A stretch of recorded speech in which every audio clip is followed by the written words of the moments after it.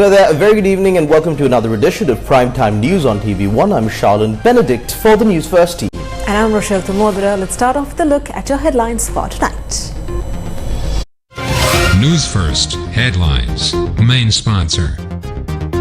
Valuable Finance was awarded the Best Finance Company for the third consecutive year.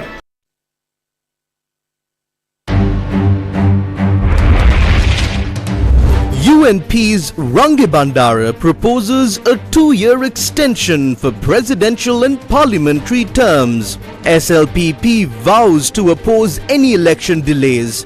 SJB says government has accepted defeat before the poll. Chairman of Dilit's Maubima Janata Party, Dr. Sarat Amunugama, quits. Civil groups march to SLPP office, citing the absence of a mandate to pass legislation. Anura's faction sends Sajid's faction its position. Leadership debate on the 6th. Heavy rainfall to continue. Flood warnings also issued. Newsfirst headlines. Main sponsor. Valuable Finance was awarded the Best Finance Company for the third consecutive year. What's the next election? United National Party General Secretary Palitha Range Bandara has presented a proposal to postpone both the presidential and the general elections by a span of 2 years.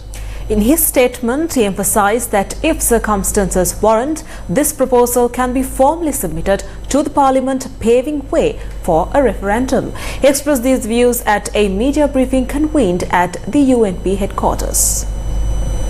ජාත්‍යන්තර දිනා ගන්නට පුළුවන් වෙලා තිනවා ලංකා ආර්ථික ජනතාවට සැහැල්ලුවක් වෙන්න පුළුවන් වෙලා තියෙනවා සහනාධාර අවශ්‍ය උදවියට සහනාධාර දෙන්න පුළුවන්කම ලැබෙනවා. The government has made progress in winning over the international community and improving the Sri Lankan economy for the people. Relief subsidies have been provided to those in need. Administration has been streamlined and education reforms are underway. We owe this to the current president's leadership. However, given these positive developments, holding presidential or general elections now could be disruptive. We propose a united effort by all parties in Parliament, including opposition leaders Sajid Premadasa and Anurakumara Disanayaka. If a 5-year term proves insufficient for all groups to work together, a 2-year extension for the president's term and Parliament could be considered. A referendum could be held to democratically confirm this decision, further strengthening the voice of the people. Political parties should avoid inflammatory rhetoric and focus on solutions. Distorting electoral maps or undermining democratic rights is unacceptable. A referendum not harming democratic process would actually strengthen them. Postponing elections allows the country to focus on economic recovery and avoid financial ruin. We can continue international cooperation. The current economic situation prevents MPs from importing vehicles, but a strong economy will address these concerns for everyone.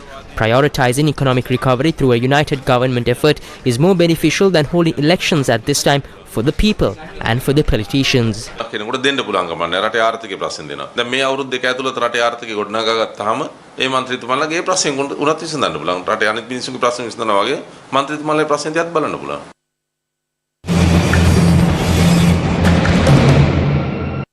The Sri Lanka Podujana Peramuna or the SLPP holds the majority in Parliament. Yet, is the SLPP in agreement with the proposal suggested by the UNP's General Secretary? SLPP National Organizer and Member of Parliament Nama Rajapaksa took to X to state that postponing elections is not healthy for any democracy. He said, quote, extending the terms of the President and Parliament undermines the fundamental principles of a democratic society.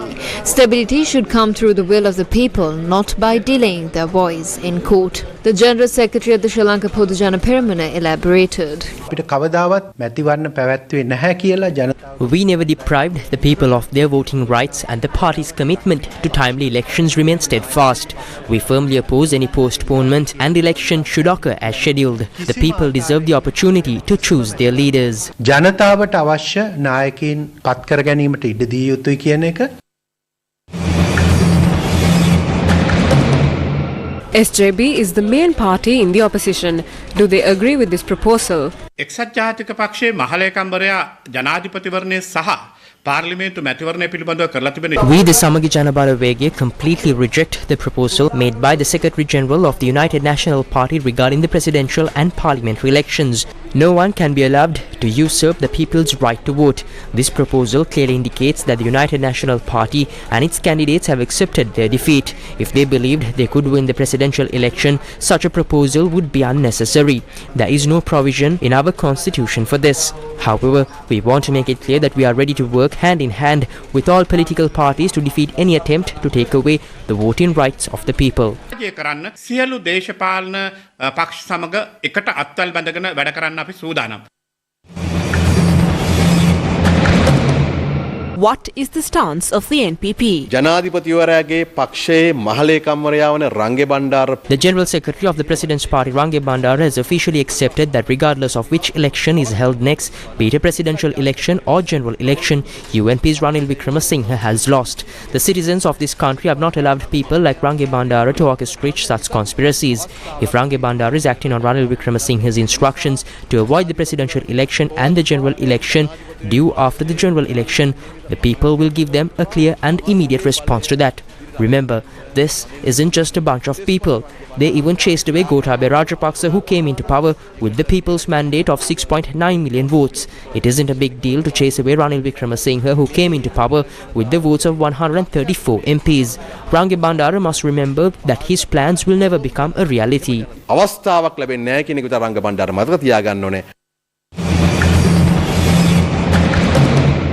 Has the Ilange Tamil Arusa Kachi agreed to Palita Rangabandara's proposal? Now this is an effort to totally deny the people of their sovereign right of franchise.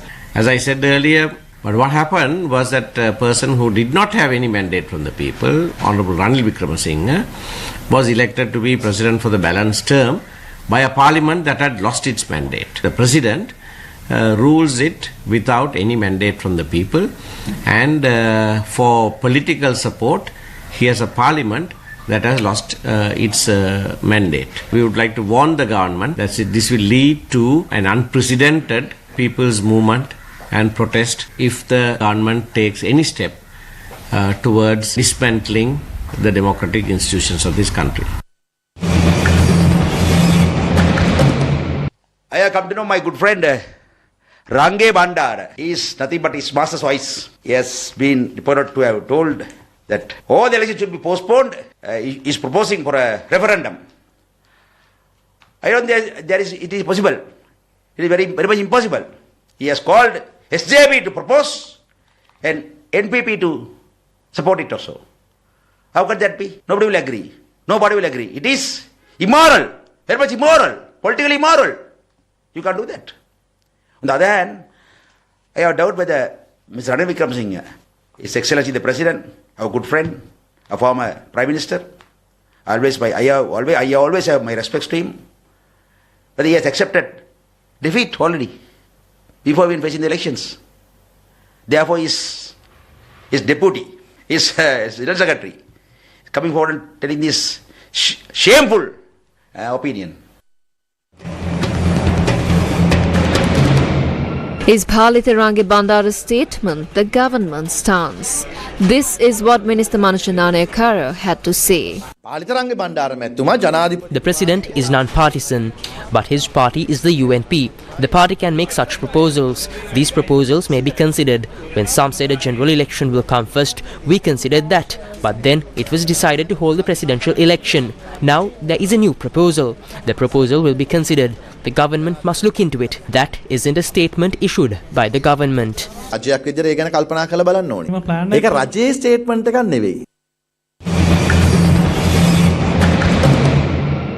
Was the upcoming election a topic of discussion at yesterday's cabinet meeting?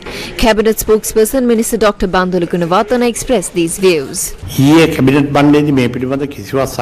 Nothing was discussed in the cabinet meeting yesterday, but the previous time the president clearly informed the cabinet that 10 billion rupees was allocated in this year's budget as the required funds to hold the presidential election, which must be held according to the constitution. Therefore, he informed the cabinet last week that the presidential election will be held according to the the constitution. Various political parties are expressing various opinions, but what I can say is the president's decision which was communicated to the cabinet. The president wants to hold the presidential election first, not any other election. As the finance minister, the president allocated 10 billion rupees in the budget for the presidential election. The presidential election must be held according to the constitution. නියත වශයෙන් ඒ ව්‍යවස්ථාවට අනුව ජනාධිපතිවරණය පැවැත්වෙන්න ඕනේ. This is the position of PAFREL. මේ පාර්ලිමේන්තුව සහ ජනාධිපති ධූරය තවත් වසර දෙකක If any political party or public representative is considering extending the term of parliament and the presidency for another 2 years, we see them as disregarding the will of the people and the principles of democracy. This is a very unfortunate situation. Political parties and leaders who come to power through democratic processes and the people's mandate are acting in complete disregard of the democratic rights of the citizens. This is a serious issue. We view this as undermining the essence of democracy. It raises the question of whether such individuals and political alliances are truly fit to represent our country. If there is any such attempt, we will challenge those attempts in court. අපේ අනිවාර්යයෙන්ම මේ සම්බන්ධයෙන් අධිකරණයේ ඉදිරි අභියෝගයට ලක් කරනවා. We are now in election season, and in a sense we've been in election season now for quite some time. We will probably go into election season for even more time, because whichever national election is called first, it no doubt will be followed by the next one soon thereafter. What is the significance of delimitation for democracy? It is almost like a forensic exercise of the polity that is Sri Lanka. But why is it important? Fundamental to democracy is the notion of representativeness. You can't have a system in which some citizens are more privileged than others. You can't have a situation in which there is a sense of exclusiveness with regard to the way that the structure of democracy functions in the country. We have the challenge of demarcating the country into X number of constituencies. In doing this, of course, we have to take representation from all the varied interests that have a stake in this. So it is a major challenge in terms of including, accommodating, and indeed in the first instance appreciating the demands or the concerns of the population at large, to make this as inclusive and representative a polity as such. A group of civil activists protested opposite the Podujana Peramuna headquarters in Nelumawata, Battaramulla today. The protesters said that the Podujana Peramuna does not have the people's mandate to vote in favor of bills that are harmful to Sri Lanka. A group of civil activists, including Jammuni Kamanta Tushara, who joined the signing of an agreement titled One Agenda for the Nation in Colombo last afternoon, came in front of the Podujana Peramuna head office this morning. Namal Basil පොහොට්ටුව කියන තුන තමයි පොල් ගෙඩි ගහන්නේ. දකුණේ හොඳ කට්ටඩිය ජප කරලා තියෙන්නේ මේක. Police and anti-riot teams were deployed in front of the Podujana Peramuna head office. The civil activists were not allowed to enter the premises of the party headquarters. රණ්ඩු කරගන්න නෙමෙයි. නේ හරි එහෙම දෙන්නෙක් කෙනෙකු මැච් එක ඇත්ත. පක්ෂකාරයාලා පක්ෂකාරයාලා සාම ආරක්ෂා කරන්න මැඩම්. සාකච්ඡා අපි කතා කරන්න යන්නේ ඒගොල්ලන්ට. මොනවත් නැහැ නේ අපි ආයුධ නැහැ මොනව නැහැ මොනවත් නැහැ. කන්දේ වෙනකොට දෙන්නකින්ද ගත්තේ. අපි මේ ඡන්ද දීපු ජනතාවයගේ පාට ඇදගෙන ඉන්නත් වෙන්නේ අපි වෝට්ටුවට ඡන්ද දීපු අය තමයි. ප්‍රශ්න නැහැ දෙන්න විදියට කමන්නේ. නේ නේ. නමුත් සාමයේ ආරක්ෂා කරේ. ඔය එහෙම ඔතුමාලා එන්නේ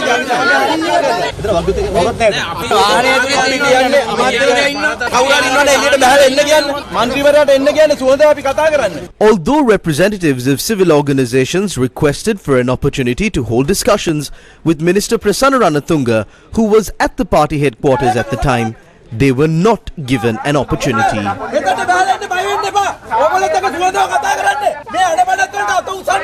The protesters then smashed coconuts opposite the police barricades and voiced their protest.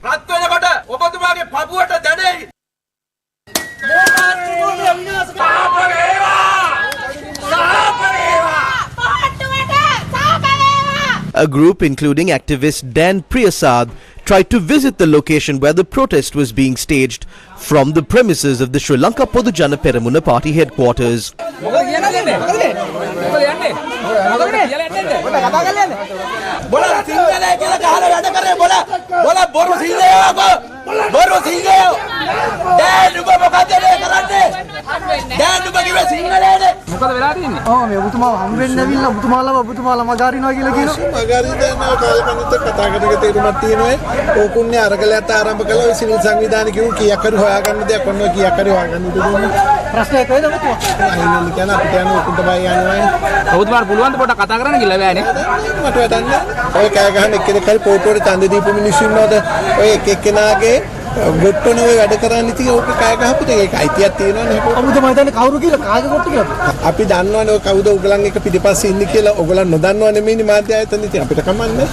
This is how the minister left the site of the protest.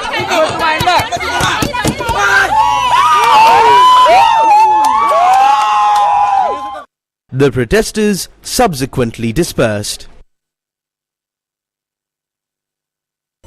Dr. Sarath Amunugama, chairman of the Maubima Janata Party under Dilip Jayavira's leadership, has tendered his resignation today.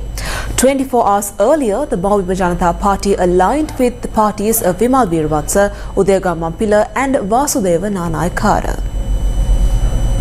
Dr. Sarath Amunugama confirmed that he formally communicated his decision to the party's leader, Dilip Jayavira, yesterday. Notably, no specific reason was provided for this significant departure. Dr. Amunugama said he wished Dilip Jayavira the best and stepped down from the party. The SJB commented on the newly formed alliance. You can see that now they are forming alliances with each other. All the individuals who previously criticized each other are now coming together in different places. Some have been in politics for 40 years, others for 35 years. What is happening here? These are what we call deal alliances. They are trying to make deals with the winning team, forming coalitions to secure their personal gains. The main objective of these alliances is to strike deals that benefit them personally. It is clear that their primary concern is self-interest and securing their own positions.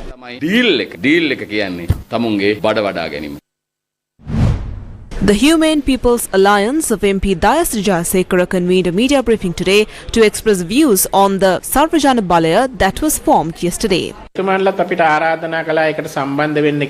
also invited us to join the Sarvajana Balaya to move forward as an alliance, but we did not agree to that because our Central Committee and Executive Committee did not approve the alliance. We hope to continue our work as the Humane People's Alliance.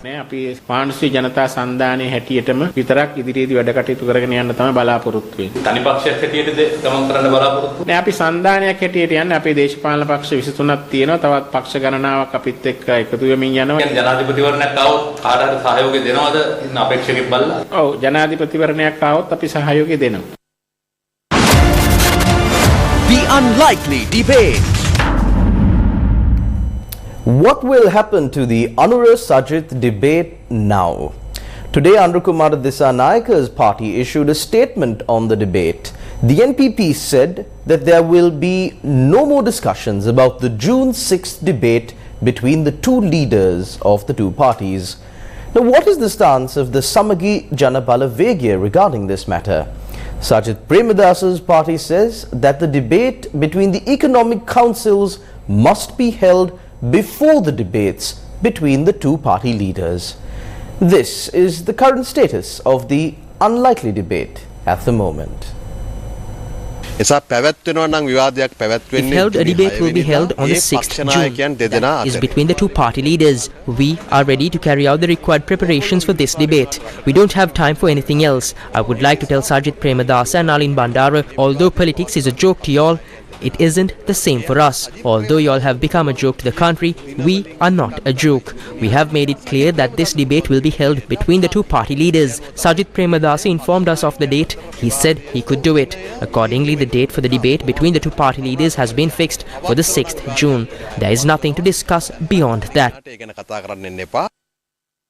We have allocated 5 days for the economic debate starting from yesterday. I would like to invite Sunil Handunnetti to participate on behalf of his economic committee. However, if he and the other 2 members are unavailable, the council has several other capable individuals who could represent them. One of them is Jayashanta, who is Sunil Handunnetti's tailor. The other is the Anurakumaras and Sunil Handunnetti's barber. There might even be others, like those who provide belts and shoes to Sunil, who possess valuable economic insights. If Sunil and the initial council members are unavailable, Jayashant and the barber or another knowledgeable representative from the council should attend the debate. We have 3 more days to confirm their participation. After that time frame, we will need to finalize alternative arrangements. Sri Lanka's opposition leader Sajith Premadasa emphasised that the nation requires more than amusing anecdotes. Instead, he called for the establishment of a knowledge-centred economic growth model on one that can effectively contribute to the country's development. Some boastful leaders are now criticizing me, suggesting that I engaged in distribution. Such acts cannot solve the issues. They should come to Somapura to see for themselves whether this approach is effective or not. Despite any insults or derogatory names like busman directed at us, they cannot derail our journey. This criticism stems from political jealousy, hypocrisy and inactivity, revealing that their leadership is limited to mere bragging. We are not influenced by those foolish thoughts and statements. I want to emphasize that the country needs solutions to its problems, not jokes. One way for our country to recover is by creating a knowledge-centered economy and growth pattern. News First with the people. Valuable Finance was awarded the best finance company for the 3rd consecutive year. Welcome back to the news. Sri Lanka's central bank has decided to maintain its policy interest rates.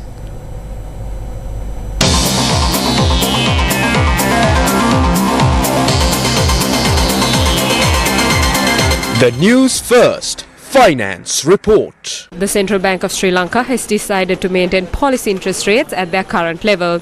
Standing deposit facility rate stands at 8.50%, standing lending facility rate stands at 9.50%, statutory reserve ratio is at 2%. The board arrived at this decision after carefully assessing the current and expected macroeconomic developments and possible risks on the domestic and global fronts, with a view to maintaining inflation at the targeted level of 5% over the medium term while supporting the economy to reach its potential.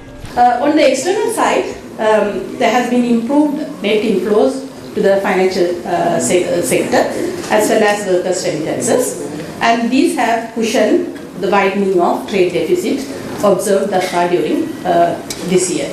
So during 4 months up to April, it has been estimated that trade deficit has widened compared to the same period last year. However, this has been partly offset by the improvement in services sector inflows as well as the workers' remittances. Reflecting these improved inflows as well as build-up of confidence in the market, we could see that exchange rate continue to be appreciated, and there has been a notable improvement in gross official reserves, which was supported by continuous purchases of forex from the market by the central bank. The board noted that there remains a space for market lending rates to decline further, given the prevailing accommodative policy stance and continued declining cost of funds for the financial institutions.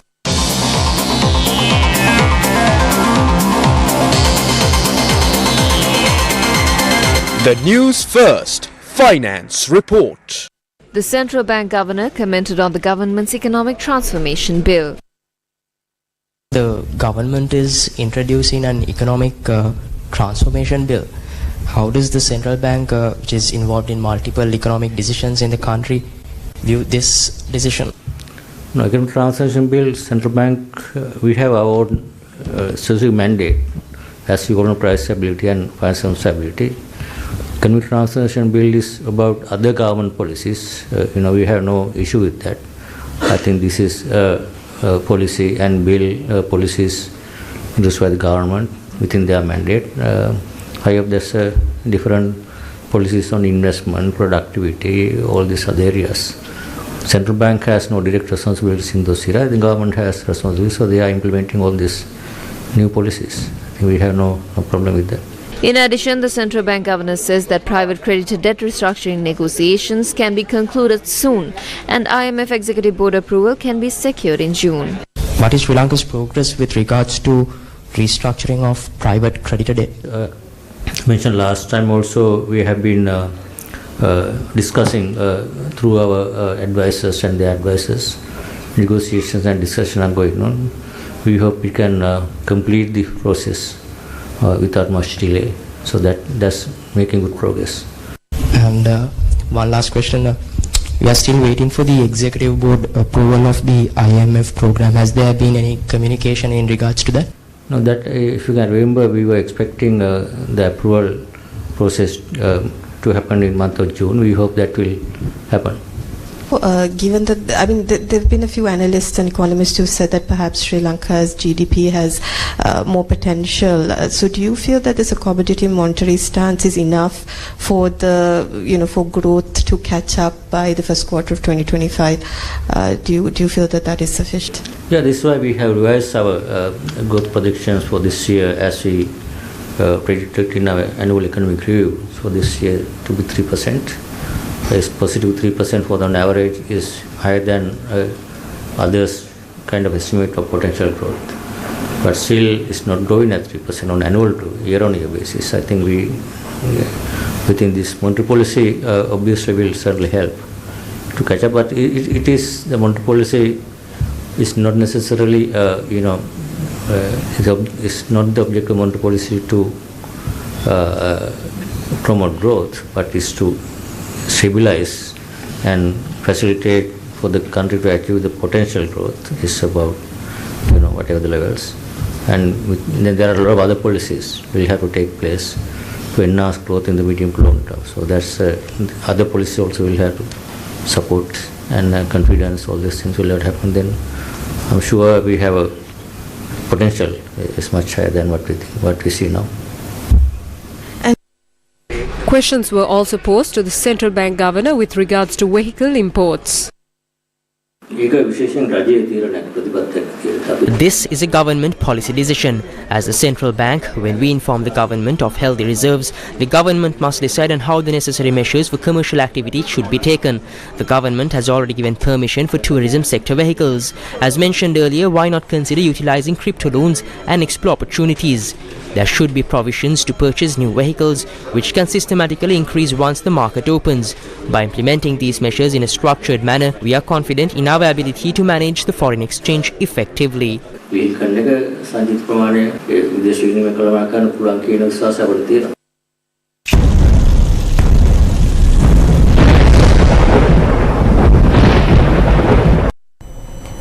The Met Department has issued a red advisory for strong winds and rough seas.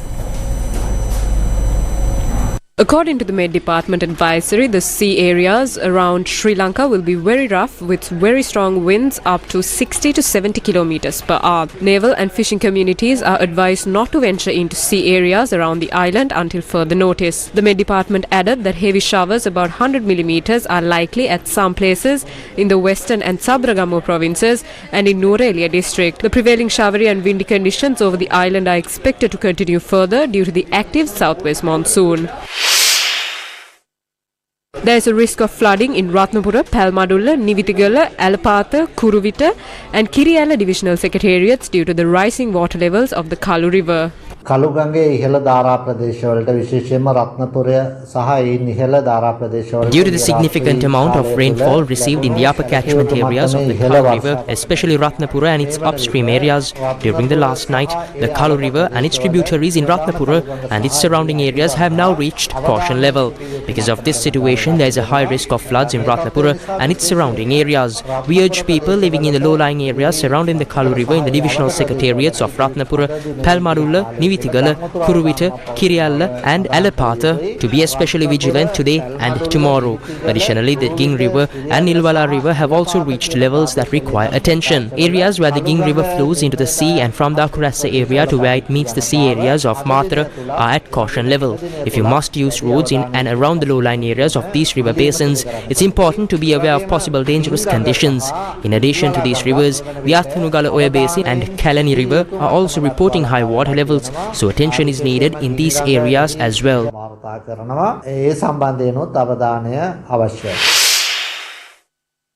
A fisherman has died after a boat that ventured into sea from the Haraspal harbour in Balapitiya with 3 fishermen on board capsized. Police said another fisherman is missing.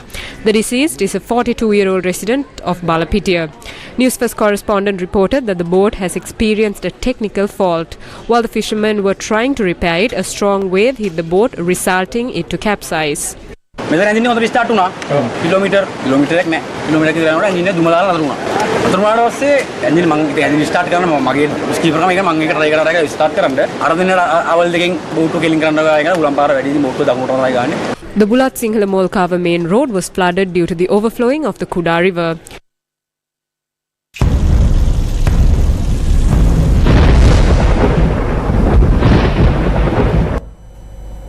Said in local news, the strike action launched by non-academic employees of state universities continued for the 27th consecutive day today. The Ministry of Education has formally requested the striking non-academic staff to resume work.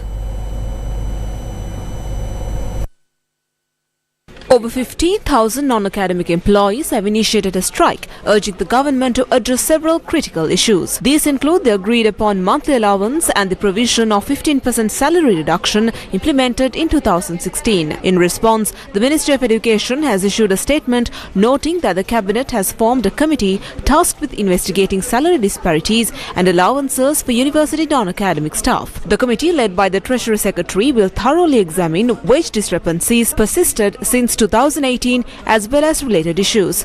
The Ministry emphasizes that there will be no disruptions in wage payments or overtime allowances after these employees report to work.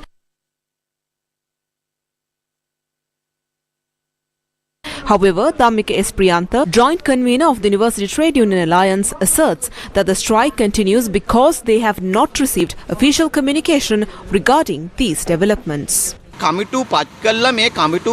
Committees have been established and their reports have confirmed the validity of our demands. Further committee formations are perceived as unnecessary delays. Hence, we urge the government to refrain from forming additional committees and instead provide a definitive solution. We are committed to executing this professional action consistently.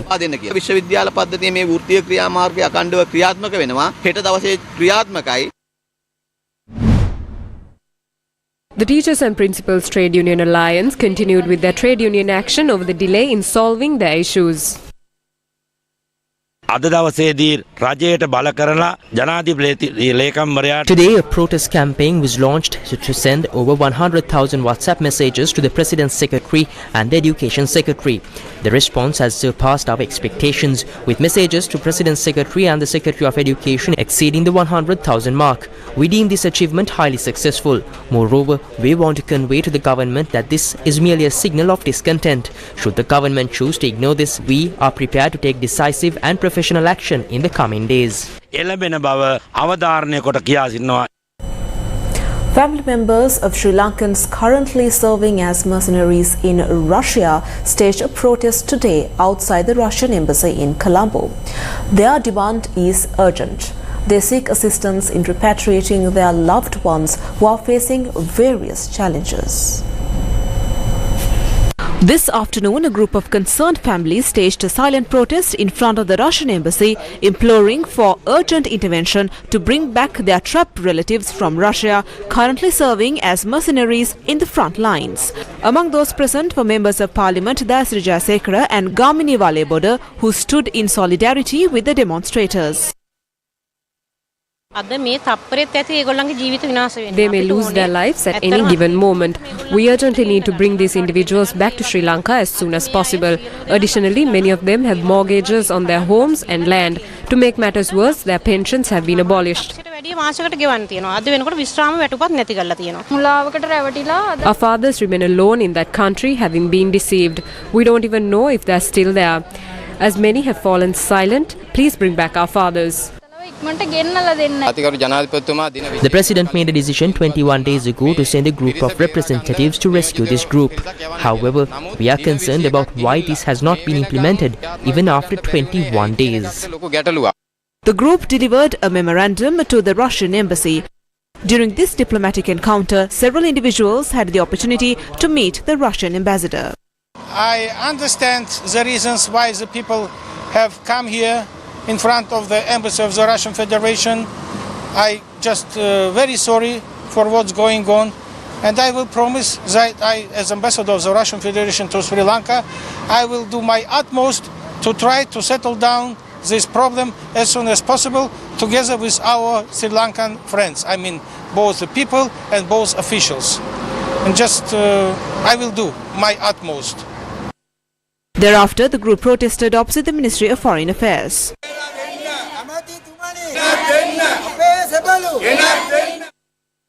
They were given the opportunity to meet the Foreign Minister.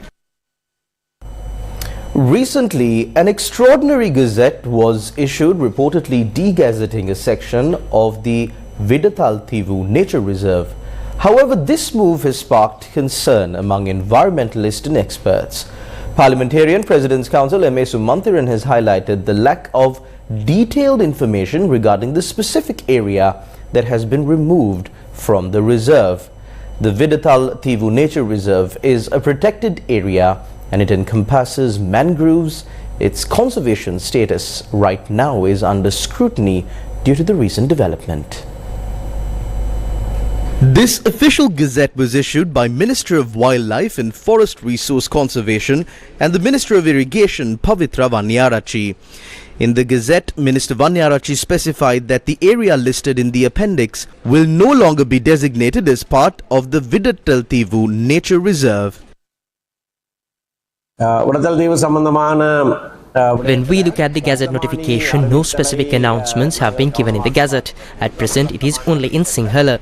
There is nothing detailed in it. The Gazettes containing the details are yet to be released. Its boundaries are not shown. It's an environmentally safe area. When an area is released from the protected area, it will cause massive damage to the environment, and it is done without proper details. It seems to be done with a specific plan. Views on this were also expressed on Pathikada yesterday. This gazette mentions that part of the reserve is exempted under Clause 2 of the Fauna and Flora Protection Ordinance. What is the procedure to remove an area from such a nature reserve? By law, the boundaries of the protected area cannot be altered. However, a procedure exists for removing a portion of the area as outlined in sections 4 and 5 of the relevant document. In essence, the impact on the protected area's value caused by such a removal is considered equivalent to natural damages. A thorough review of all documents is recommended to ensure there are no errors. An environmental study was previously recommended, but given its rejection, it's not advisable to pursue it further. Currently, there is no understanding of how to conduct natural activities while acquiring land within the protected area.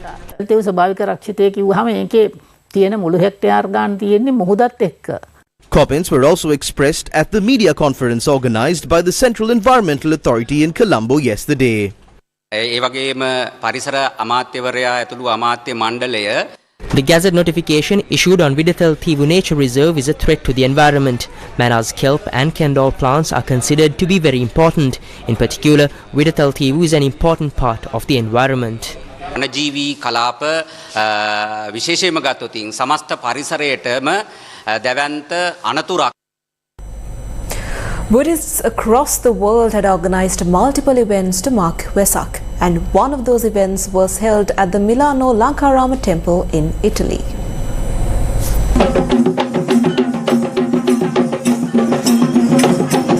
The Vesak celebrations in Milano, Italy was organized by Venerable Olaboduwe Dhammikathera, the chief incumbent of the Lankarama temple in Milano and the chief registrar of the Western province Mahasangha Sabha of the Malwatu chapter of the Mahavihara Vanshika Shyamopali Mahasect. The event featured a Vesak Perahera, devotional songs and a dansal. A large gathering was present for the rice dansal that was also organized. In addition to the Sri Lankans in Italy, Italians also took part in the celebrations.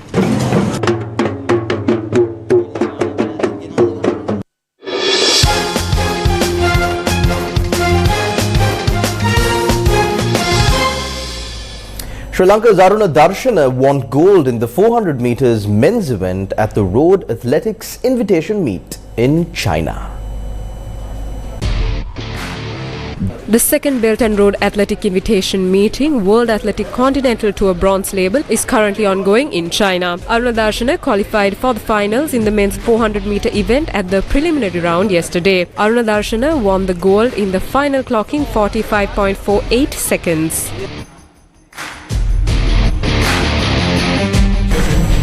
Up next is our sports news segment, The Road to World Cup. The ICC T20 World Cup.